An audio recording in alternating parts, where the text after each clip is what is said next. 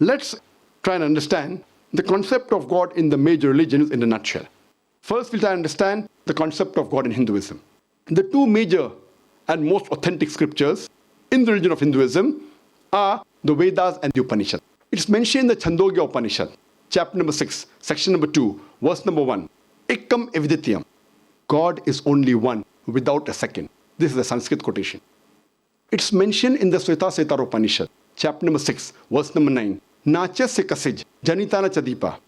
Of that God, he has got no parents, he has got no Lord, he has got no father, he has got no mother, he has got no superior.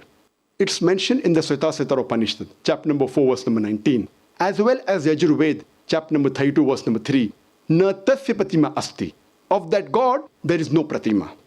Pratima is a Sanskrit word which means an image, a photograph, a painting, a picture, a sculpture, a statue, an idol. It says, of that God, there is no image, there is no picture, there is no painting, there is no portrait, there is no statue, there is no idol, there is no sculpture.